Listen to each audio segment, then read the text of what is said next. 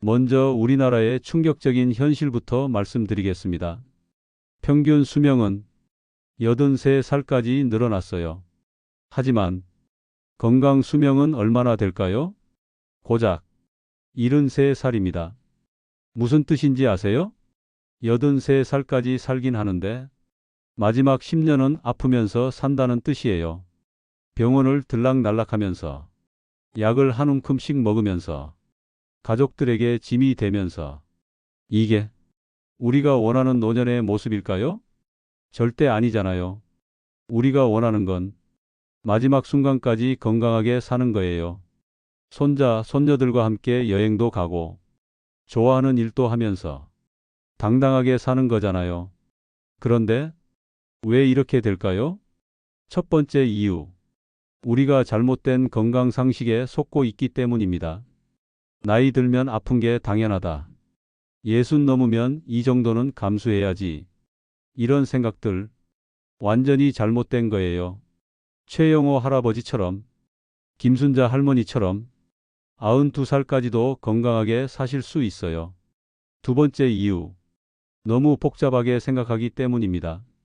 이것도 해야 하고, 저것도 해야 하고, 이런 건 먹으면 안 되고, 저런 건 꼭 먹어야 하고, 머리가 복잡해지다 보니까 결국 아무것도 제대로 못하게 되는 거예요. 하지만 진짜 건강의 비밀은 단순합니다. 딱 세 가지만 제대로 지키면 100세까지 건강하게 살 수 있어요. 세 번째 이유. 순서를 잘못 알고 있기 때문입니다. 많은 분들이 운동부터 시작하려고 해요. 헬스장 등록해야지. 수영 배워야지. 하지만 순서가 틀렸어요. 가장 중요한 게 가장 나중에 와야 하는 게 아니잖아요. 오늘 정확한 순서를 알려드리겠습니다. 첫 번째 비밀은 바로 잠입니다. 잠이요? 그게 그렇게 중요해요?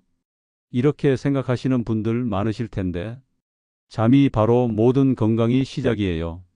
최영호 할아버지 말씀을 다시 들어보세요. 70살부터 밤 9시 반이면 무조건 잠자리에 들어. 그리고 아침 5시에 일어나지. 처음에는 힘들었어. 하지만 한 달만 지나니까 몸이 완전히 달라지더라고. 왜 잠이 이렇게 중요할까요? 첫 번째, 잠잘 때 뇌가 청소됩니다. 깨어 있을 때는 뇌에서 독소들이 계속 만들어져요. 특히 치매를 일으키는 아밀로이드 베타라는 독소가 쌓입니다. 그런데 잠을 잘 때만 뇌척수액이 뇌 전체를 청소해줘요. 마치 밤에 청소부가 와서 사무실을 깨끗하게 치우는 것처럼요. 그래서 잠을 충분히 못 자면 치매에 걸릴 확률이 5배나 높아집니다. 두 번째, 잠잘 때 성장 호르몬이 나옵니다. 성장 호르몬은 젊은 사람들만 나오는 거 아닌가요? 아니에요. 60대, 70대에도 성장 호르몬이 나와요. 이 호르몬이 손상된 세포를 회복시켜주고 근육을 만들어주고 지방을 분해해줍니다. 그런데 성장 호르몬이 가장 많이 나오는 시간이 밤 10시부터 새벽 2시까지예요. 이 시간에 깨어 있으면 성장 호르몬을 놓치는 거예요. 세 번째, 잠잘 때 면역력이 회복됩니다. 하루 종일 우리 몸은 바이러스, 세균과 싸워요. 그 과정에서 면역세포들이 지치고 손상됩니다. 잠을 잘 때 이런 면역세포들이 회복되고 새로운 면역세포들이 만들어져요.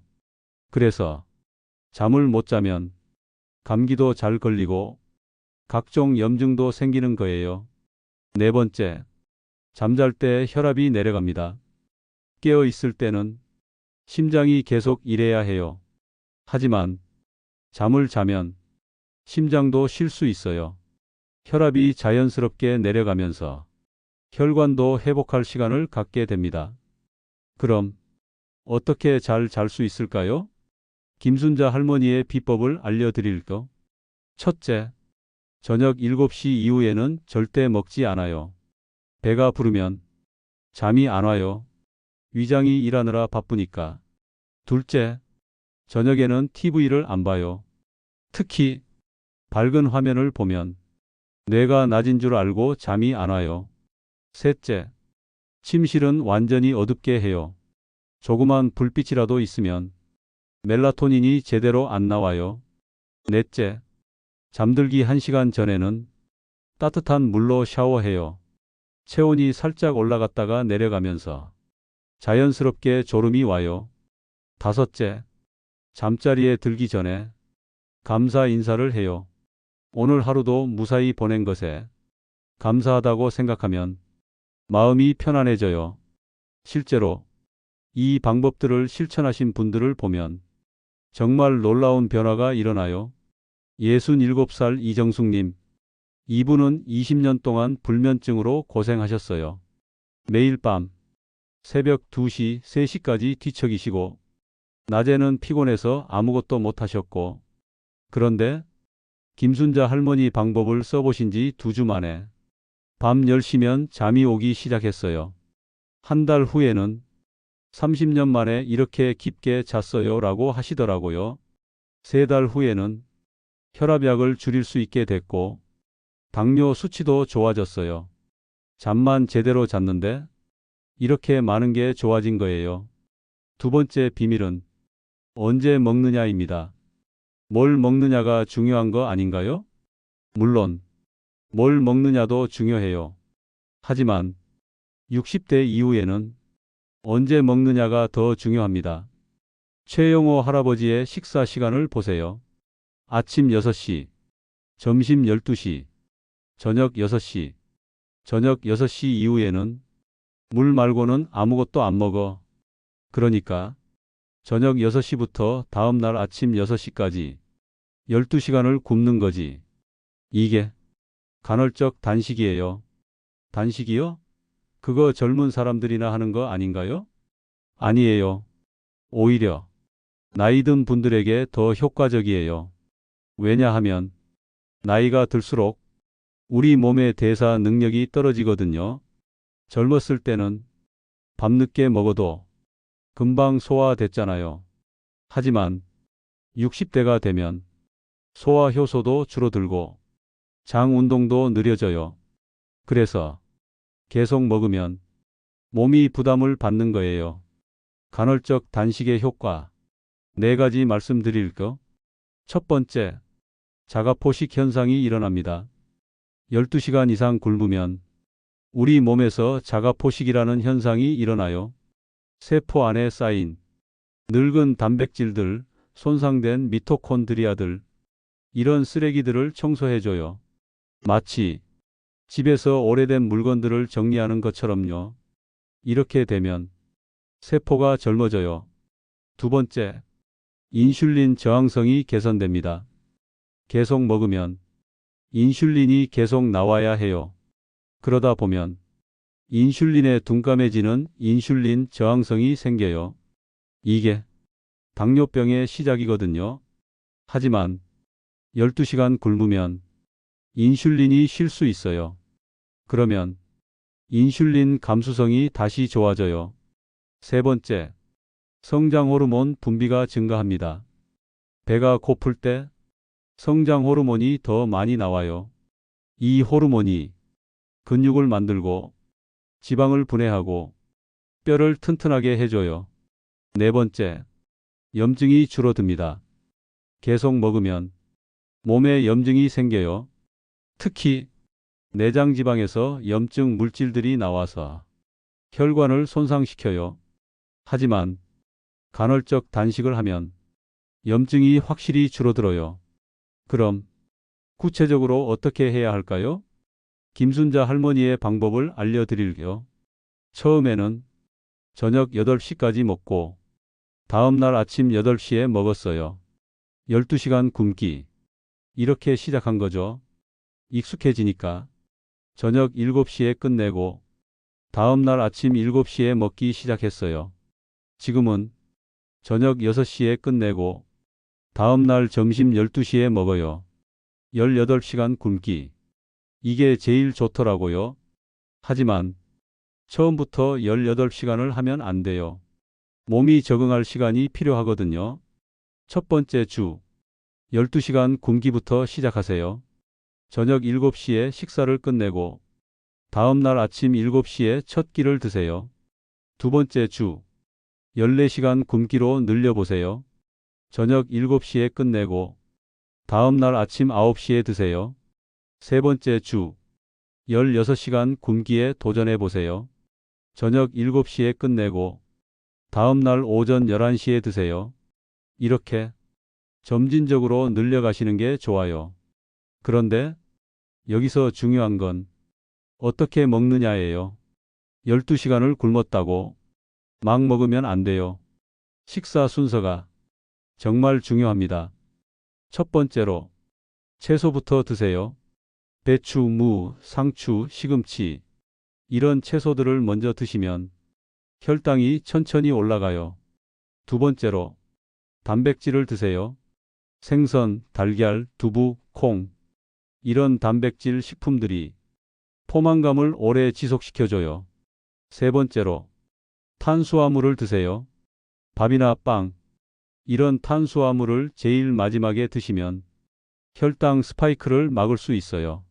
실제로 이 방법을 실천하신 72살 박철민님, 처음에는 배가 너무 고파서 힘들었어요.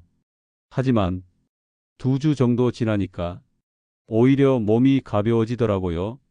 3달 후에는 체중이 8kg 빠졌고 혈압도 정상이 됐어요.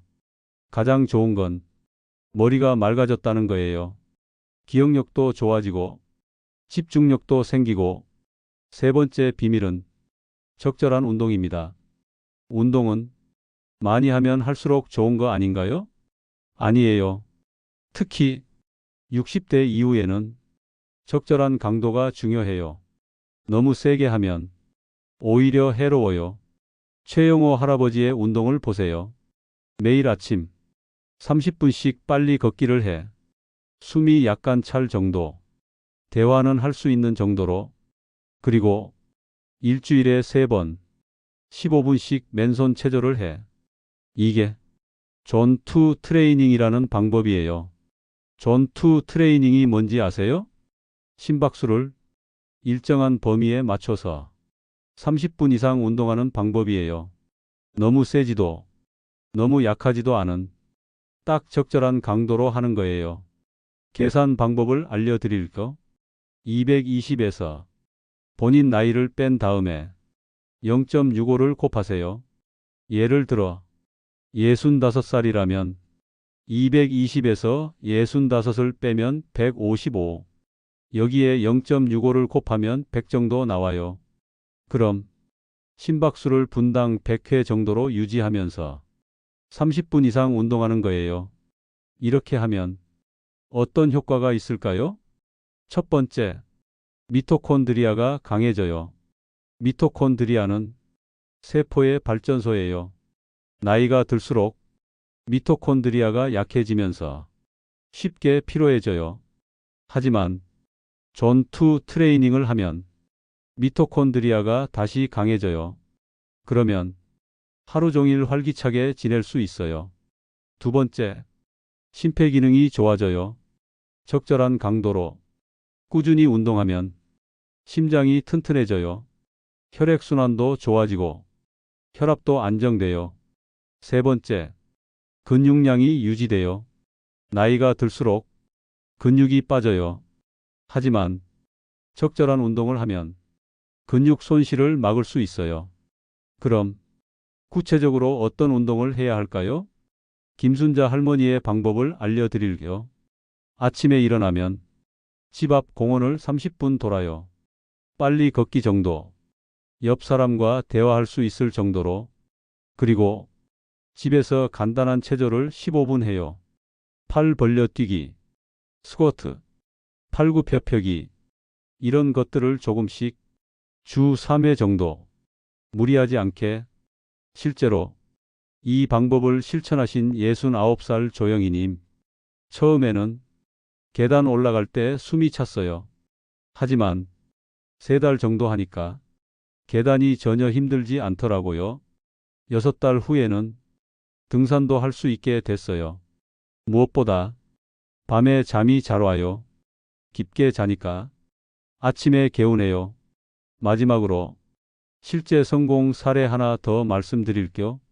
74살 한명수님. 이분은 5년 전까지만 해도 정말 많이 아프셨어요. 고혈압으로 약 3개를 드셨고 당뇨까지 있어서 인슐린 주사를 맞으셨어요. 무릎도 아프고 허리도 아프고 거의 집에만 계셨죠. 그런데 이 3가지 방법을 알게 되신 후 차근차근 실천하기 시작하셨어요. 첫 번째, 수면부터 바꾸셨어요. 밤 9시에 잠자리에 들어서 아침 5시에 일어나기 시작했어요. 처음 한 달은 정말 힘들었어요. 하지만 점점 익숙해졌어요. 두 번째, 식사 시간을 조절하셨어요. 저녁 6시 이후에는 절대 안 먹기로 했어요. 처음에는 밤에 배가 고파서 잠이 안 왔어요. 하지만 2주 정도 지나니까 오히려 몸이 가벼워지더라고요. 세 번째, 매일 운동하기 시작하셨어요. 아침마다 30분씩 동네 한 바퀴 빠르게 걸었어요. 그리고 집에서 맨손 체조를 15분 정도. 결과가 어땠을까요? 6달 후에 혈압약을 하나 줄이셨어요. 1년 후에는 당뇨약도 절반으로 줄이셨어요. 2년 후에는 무릎 아픔이 거의 사라졌어요. 지금은 매주 등산을 다니시고 여행도 다니세요. 74살에 이렇게 건강해질 줄 몰랐어요. 정말 새로운 인생이 시작된 것 같아요. 여러분, 나이가 들었다고 포기하지 마세요. 지금부터라도 이 3가지만 제대로 지키시면 분명히 달라질 수 있어요. 첫 번째, 밤 9시 30분에는 잠자리에 드세요. 두 번째, 저녁 7시 이후에는 먹지 마세요. 세 번째, 매일 30분씩 적당한 강도로 운동하세요. 이 3가지만 3달만 해보세요. 분명히 몸이 달라지는 걸 느끼실 겁니다. 건강한 100세, 꿈이 아닙니다. 지금부터 시작하세요. 여러분은 할 수 있습니다. 지금까지 들어주셔서 정말 감사합니다.